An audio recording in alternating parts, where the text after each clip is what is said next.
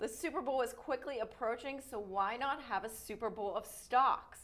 Nicole Erkin and Jim Cramer on Mad Money thought it was a great idea. Nicole, how do you decide which stocks to pit against each other? Yeah, it's become a tradition on Mad Money to look at the past year and see what have been the outperformers and what does that tell us about 2013. So we looked at the best performers from 2012. That's how we really formulated our bracket for the Super Bowl. And first we looked at the Dow and then we looked at the S&P, and we're heading into the Super Bowl in tonight's show. Well, in the Dow, like you mentioned, you pitted Bank of America against Home Depot. Both were tremendous performers last year. So who's the winner and how'd you decide? Yeah, this one was very tough. In the Dow in particular, the top performers as a whole should have really strong trends that should continue into 2013, and we like both Home Depot and Bank of America here. But ultimately, Bank of America emerged as the winner, mostly because it's a C student that's becoming a B student, maybe an A student. Home Depot is so loved. They both have housing plays. Bank of America has the financial kicker, also dividend buyback potential in March.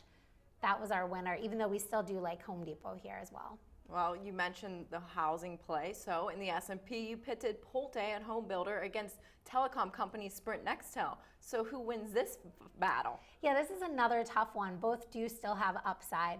Ultimately, Pulte is not a best-in-class home builder. It had a really big debt load from the Centex acquisition. It hasn't managed its land supply well, but its margins are improving, and that will continue.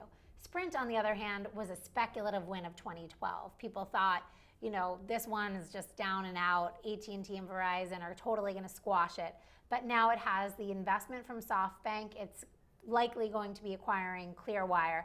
Now it's actually transitioned from a speculative name to one that's going to be trading back on fundamentals. And we said, you know what, there's not quite as much upside for Sprint here. So we chose Pulte.